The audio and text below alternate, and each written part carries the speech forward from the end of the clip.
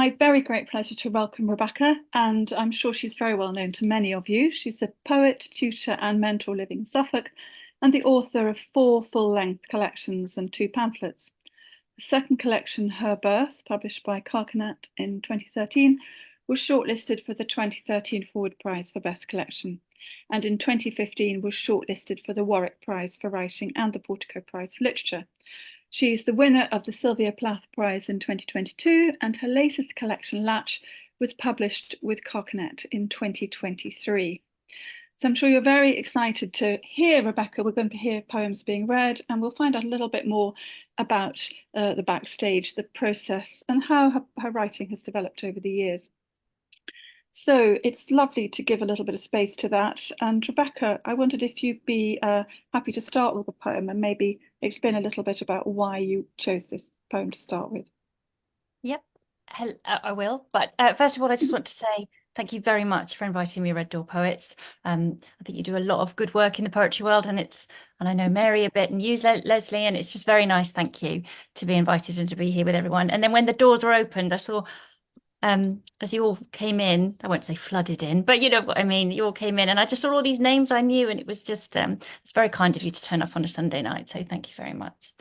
I'm going to read a poem from, one from the latter three collections. So I'm going to start with her birth, which was 10 years old last year, actually, which feels a long time.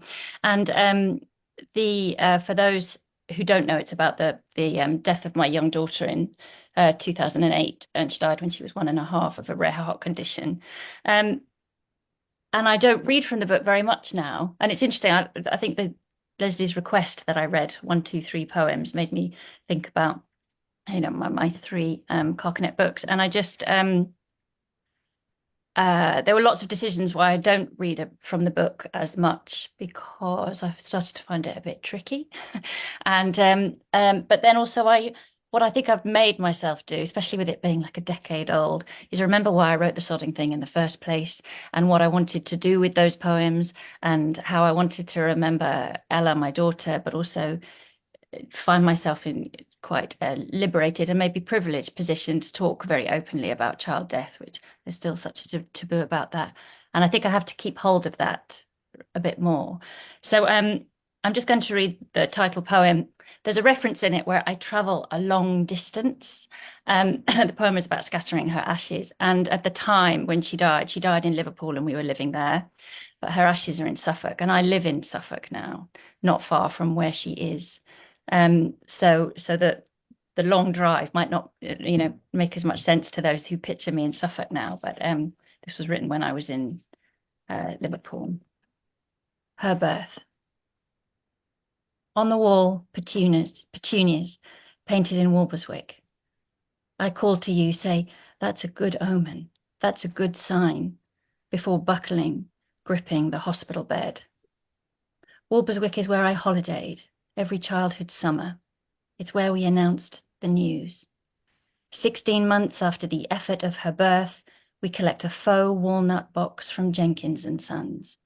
Inside, a clear sachet, weightless as dried herbs. We drive 281 miles for that cold, unstoppable wave to suck the sachet clean. And I ask you, she is all right now, isn't she? She is all right. Oh, thank you very much for reading that. Sorry, I haven't started with something a bit jolly. Yeah, that's all right. But actually, one of the things that struck me reading and rereading your poems was just this sense of time. Actually, it's interesting that you started with that, and this sense of both the brevity of time and the length of time that it takes sometimes to assimilate or form a viewpoint. Or I think you said about Latch that it took a long time to write that book. And I just wondered how in the early days you had this, whether you had this same sense of time that you do in your writing now. Has that changed? That sense of The time, same sense of time, as in, sorry. sort of looking back over time, or having a sense of the future. Has that sense of, do you know what I mean? That sense of time, which I think comes through really strongly, both in, for example, even that poem that you just read then, and what you were saying about looking back over 10 years, how our viewpoint kind of shifts around a lot around these large experiences. Yeah, I think yes. I That, think is that a yes, clear there you question? go. No, I think you're right. I think Latch very much does that. The latest book, really considers time and yeah, and Her Birth was written in sort of strange time. I tried to start writing Her Birth when Ella was alive, but I found that very, very difficult, knowing that she was going to die, but not knowing when. And I just thought I just can't focus. I'm not just not going to do that. And then um yeah, and you're right about time feeling, like a short distance and a very long distance. And I found that that's one of probably the difficult things about bereavement, I think, is um, you don't want it to have been a very long time in some respects. And then in other times you do. And just as part of you getting over it. But I think I play around much more with time in Latch, I think, about going back and meeting again, my parents when their younger selves, my younger self, that kind of thing. I've probably turned around and looked back a lot more, and seeing Ella again as well, probably in that. I don't know Yeah, if do you that was think that really impacted your sense of mortality and this sense of the longer time, wider time, even like elemental time? Because I think for me, reading the poems, there's a very wide reach of all kinds of time, these very deep traditions of time, houses, landscapes, skies, rivers, oceans, all these very large um, aspects of the timeless in a way, caught in with the very brief. These two things seem to me to sit together quite tightly in some of your poems. Is that something that I'm you going to feel? say that was completely intentional. Because you explained it so eloquently there. Oh, well, it is what But comes across to me when I read them, and I'm always sort of struck by this the closeness, like even in that poem that you just read, this is sort of the moment, this and the small, the object is small, and yet the ocean is large, and there's sort of this large sense of participating in something that's quite universal, but it's also incredibly tight and close, isn't it, in the I, moment? I think that's probably I think that's probably what I've tried to do, especially when you're writing about very difficult experiences. Mm. I've probably wanted to really, really hone in on them. That's probably what I make myself do in the poems, really focus very acutely on something, but then still be aware that this is part of something much bigger, I suppose. Yeah. Mm. So going back to sort of how it all starts, when you start writing, what was the sort of first impulse? Because obviously the impulse to write that book that you just spoke about, Her Birth, that was a very different impulse maybe. How does it begin? How do you sort of first start writing? Um, yeah, so Her Birth had a very, yes, there was a reason I wanted to write that down.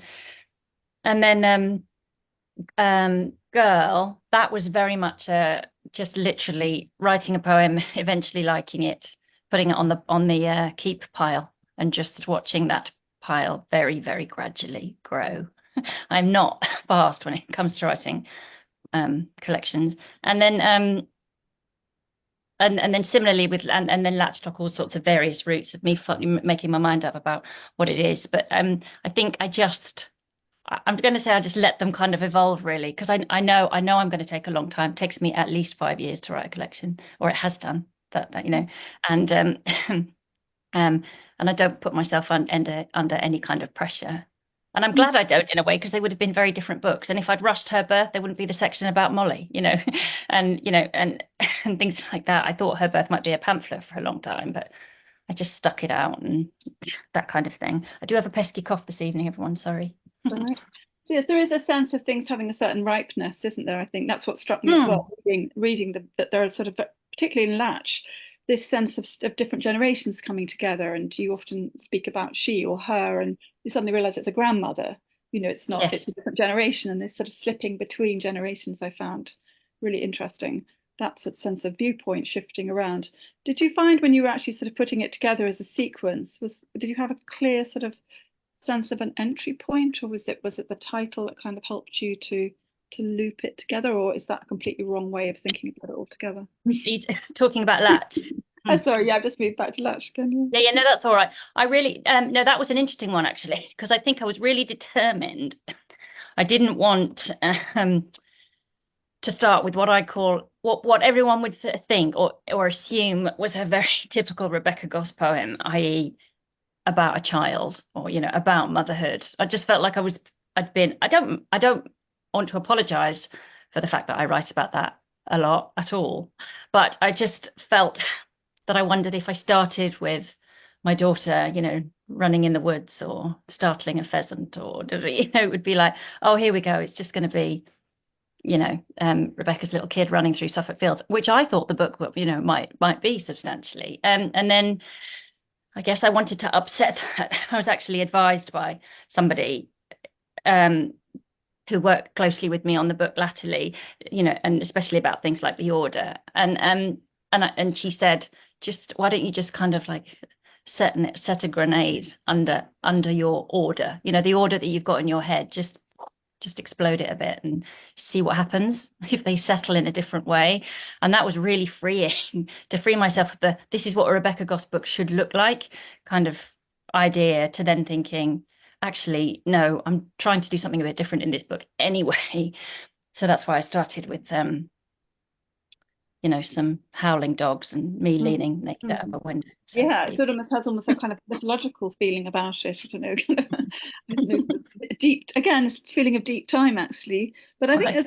there's, for me, and then maybe with maybe it's coming through in other poems as well, other collections as well, is this sense of sort of the texture of things, the texture of houses, the texture of landscape, of childhood, of memory, and so far. So are there writers that you feel write well about childhood? That was something that I was sort of curious about. Who would you say writes well about that, either from the sort of adult point of view or from the experience of being a child, how that's captured? Do you have writers that you really Um, like who write well about that? yeah, but I can't, my mind just goes completely blank Yeah, at I questions understand that like completely. yeah. Yeah, Yeah. I will come back to you in 5 minutes with that. Yeah. Yes, I just think it's quite interesting, isn't it, that you have writers who write through the eyes of a child or adults who write about children. Looking back, I'm thinking at the beginning of To Kill a Mockingbird, for example, Scout says, when enough years had gone by to enable us to look back on them, which I think gives this lovely sense of time again. Yeah, But that's then interesting. the whole novel then flips into actually it's completely through her point of view as a child, which allows for all that sort of irony, really, doesn't it, in the viewpoint. So I just think it's very curious writing about child. I think Kate Clancy does it quite a lot, doesn't she? Writes about childhood and I think maybe one of your is one of your epigraphs by a poem by her.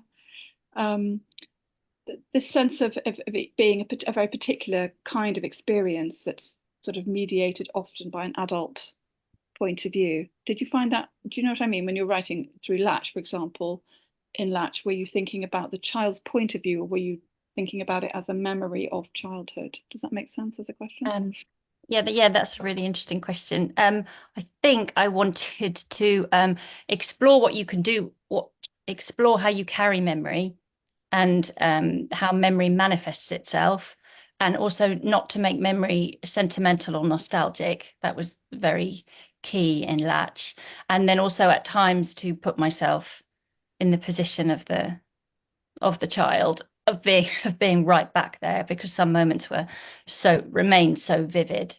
Um, I think poems about my siblings, especially, I'm the eldest of four, and we were quite a unit growing up. As watching our parents' marriage disintegrate and things like that. So we were quite a little unit. And uh, yes, I think the poems about them are very much, I really wanted to try and express that, how much we needed each other. But I honestly think I don't thought about this very consciously. I know I just kind of knew I wanted to write about this kind of very specific time in my childhood.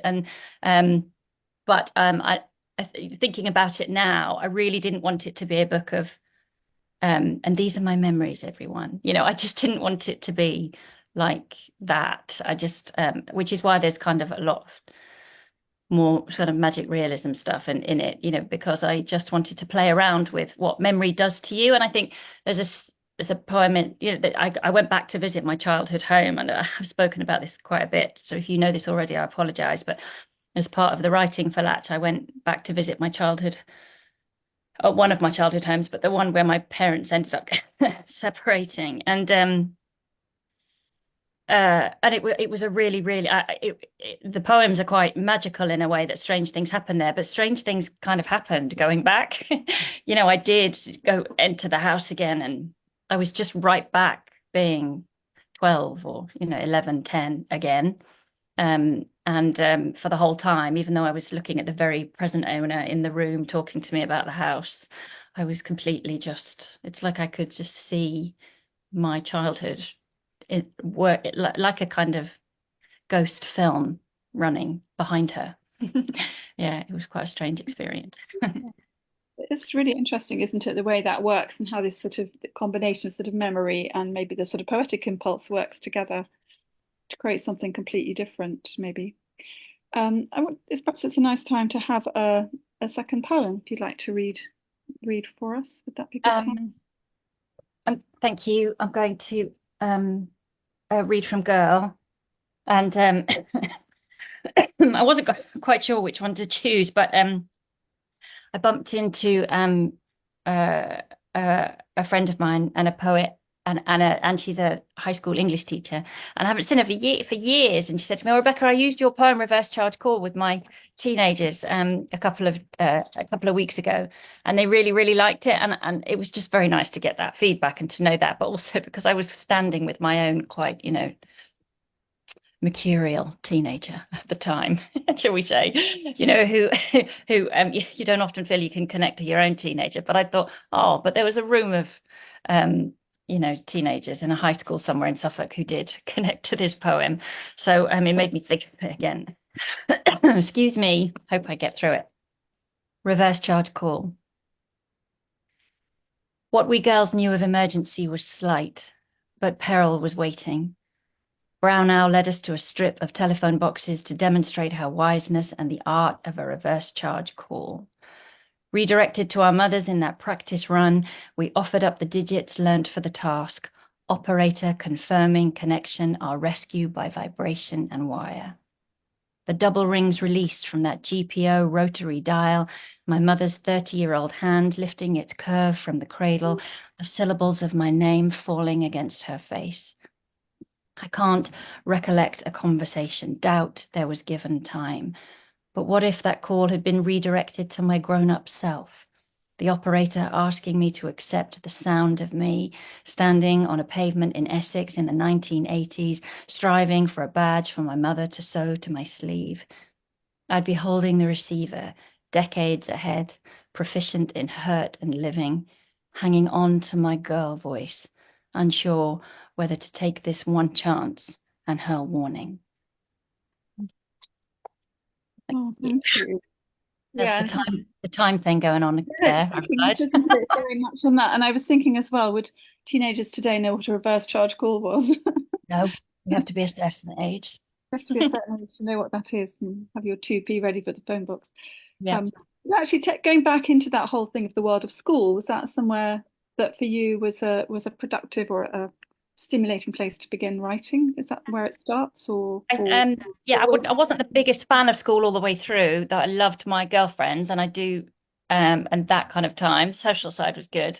Um, um, but I did have a good English teacher, yeah, and I've been fortunate with that all the way through, really. And like I'm still in touch with my first lecturer from uni, and he's in his mid-80s now, but we email each other regularly.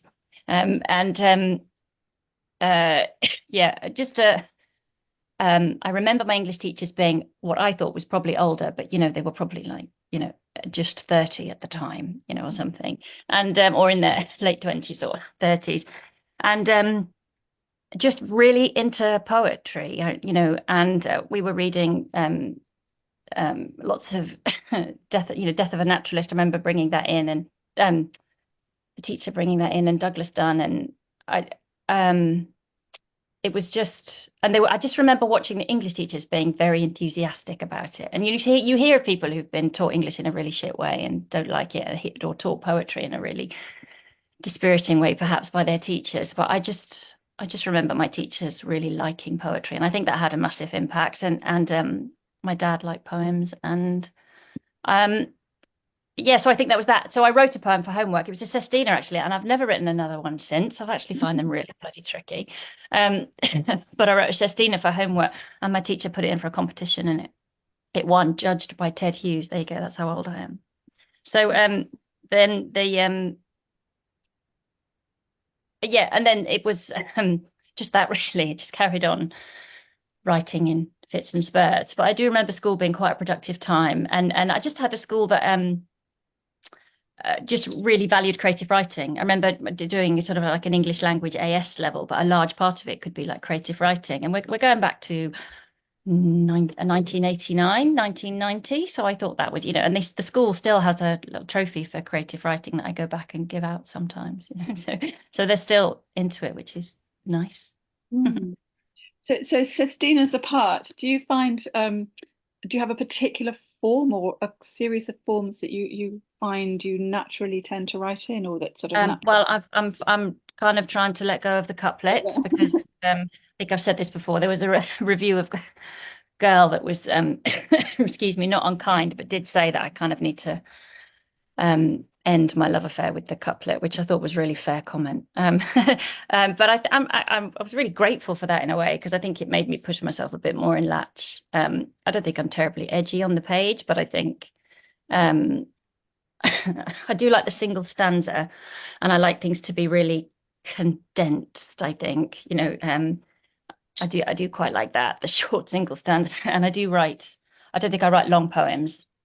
I Mm, feel like I've got a couple of whoppers in latch, however, that go, over the page. But yeah. I've always liked the short poem. I've always liked brevity. Mhm. Mm. Yes, It because does I be- was thinking in her birth, there's a lot of couplets with a single line at the end, isn't there? That sort of hanging Yeah. line. And So whether that I just fell into that pattern, that the only thing I will, to say in defense of that in her birth is that isn't a it was criticism at reviewed all. in a paper, and it said that the two lines reflected like the bum bum of a heart. I thought, well, I'll take that. Form and Yeah. feeling going together.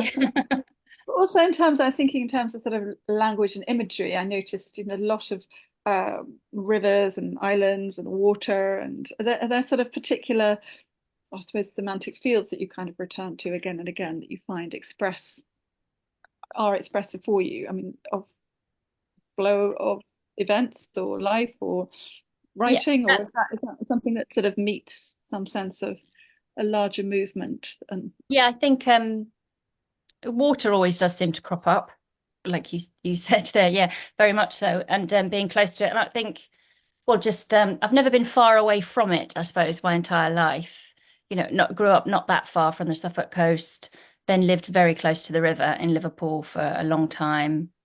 And the river is such a massive part of Liverpool. And so accessible. It's this great big bustling city, but you can get to the river in 2 minutes from the city centre. So yeah, and then here, growing up going to the coast a lot. Yeah, there's something about. Well, I'm still writing, thinking about it now. I did a workshop yesterday on the poetry of movement. There you go, and I noticed there was a whole section of the workshop I'd done about the body and water, and you know, and about maybe your identity changing when it hits another kind of substance or environment. And when you said about sort of you said something about textures earlier on, I think, and I think been very much conscious of that, about how an identity changes or adapts or merges with a things kind of that are made, landscape. there's a lot, isn't there, about how things are made, Yes. even the house, the wattle and daub, all that sort of Yeah. the making of things, the texture of things, the texture of the latch, the Yeah. row of violet buttoned Yeah. relics, I all feel I feel like Liverpool was a really buzzing place to live for 20 years, but it was suddenly a very different sensory experience coming to live back in Suffolk. And yeah, everything from my husband becoming a furniture maker, his involved in wood, and us living in a very old house, and um yeah, and just being out in nature a lot more than I had been for the last 20 years. a sort of return to much more elemental kind of. Yeah. world. Yeah, interesting. I love the image of I set you down on the low tide of your day. I thought that was just such a beautiful sense of bringing together time and these elements, and those kind of image of your poems are full of them, this sense Oh, of I completely forgotten that line, so thank you. yeah, the continuous things. I love the image of my nose almost touching the fossil backlit on the glass. I think that the sense of time, well, for me anyway, this is very Yeah. element of time and the timeless that comes through, sort of the fragile moment and the kind of the And I think extended. I'm probably trying to understand time all the time. I'm sorry to interrupt you, Leslie. I just think I have your questions have been so brilliant. I don't think I'm doing them justice. But I think yeah, trying to make some kind of sense of time, because time is so different once something very traumatic has happened or something significant. It's never really quite the same, as Denise Riley has said Yeah, before. right. Yeah, know. experience, isn't it? And I think that even that sort of like that image of hiding my stored dark that you used in at the end, I think it's a penultimate poem in Latch. Is it in Oh Gate? yeah, Yeah, kind of yeah. outlive things. There's also sort of sense of questioning around this relationship with the roots and elements and life and movement, and I don't know. That's what came across for me Oh, in okay. poems. Yeah, Um, I think yeah, I think it is I think it is also the stored dark for me is that I think that I do carry a lot of darkness, and I probably try to hide it from my daughter, maybe now especially, that kind of thing. Um yeah, there's a bit of that going on, I think. There. I think perhaps maybe that is the sort of, maybe I don't, chiaroscuro might be a strong word, but I think it does mean that the sound and the flavour of the poems is not sentimental and it isn't nostalgic, and it Yeah. does into Yeah. these larger elemental flavours, doesn't it? I think the writing. Um, Perhaps have we got any questions? Would anybody like to ask Rebecca any questions? We might, if you pop them in the chat, Mary will ask Rebecca. And maybe while you're popping some questions in, Rebecca, would you like to read another poem? Would that be a good point to? Yeah, sure. So I'm going to read from Latch. That's the door, the other side of that door. Yeah, and uh, I find it a really hard book to sum up. And I know I've been talking about it. I've just assumed that everyone knows what it's all about. I apologize, but it is me writing about Suffolk and coming back to live here after I grew up here. Then I went to Liverpool for 20 years, and then I came back. And my daughter was 3 at the time, and now she's 13, and almost hitting those beams, and just and over that time I've written this book about being back here, but I have focused on my own childhood in Suffolk and what that was like.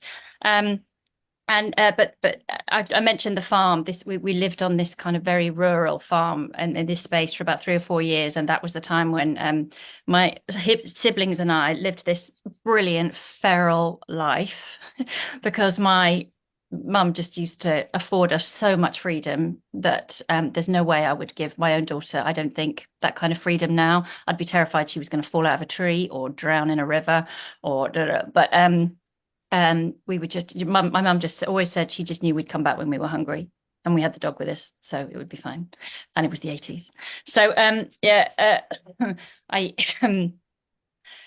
anyway, but it was a blissful time for us in some ways, in my siblings, but a very difficult time for my parents, because my father had this idea that we would live this life in the middle of nowhere down the end of this track. And actually, it was really hard for my mum being very isolated with 4 children under 9. And they did end up getting divorced. But they have since remarried each other. Just going to pop that in there. Yeah. So yeah, they've had a very interesting roller coaster time. But and they were absolutely shit scared about me writing about this period of time. They were like really, really reluctant. And yeah, but I think I've been forgiven.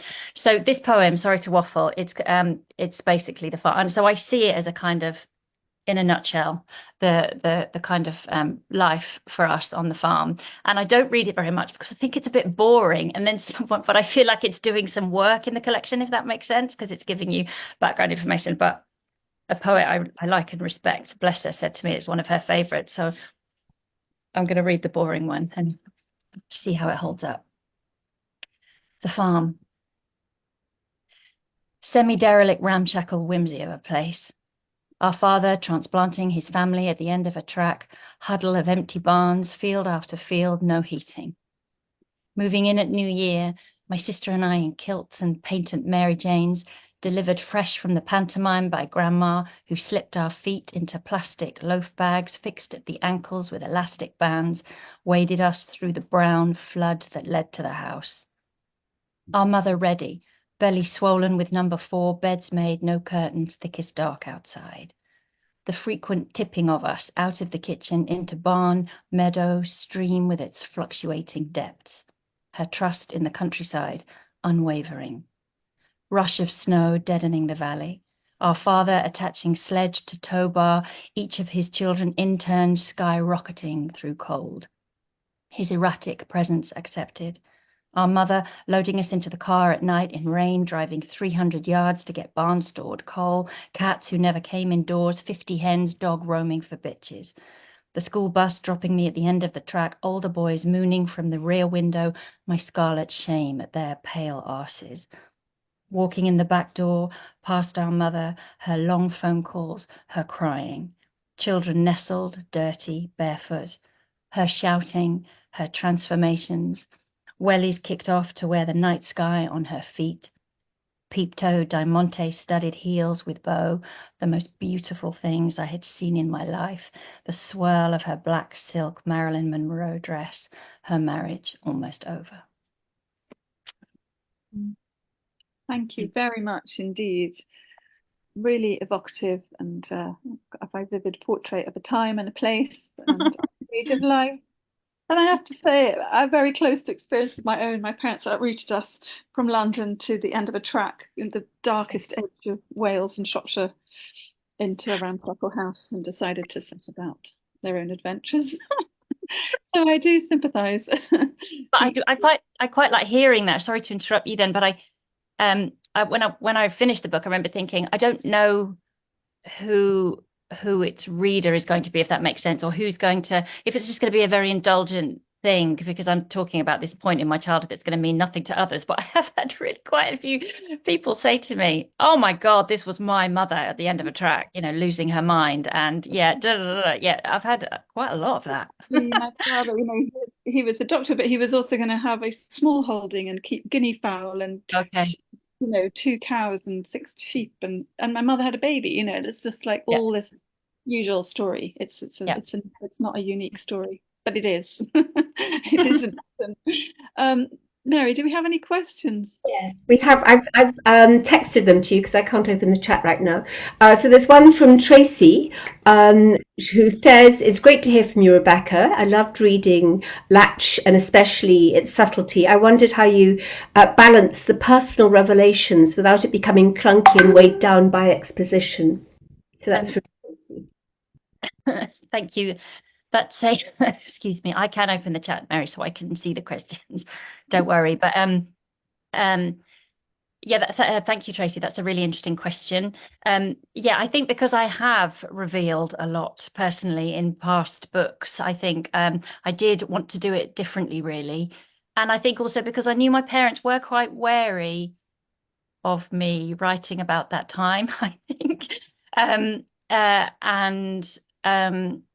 Because they'll see that time totally different from how I saw that time, totally differently. And then, so I think that's why there's lots of what I call kind of magic in the book, where I take a situation, and I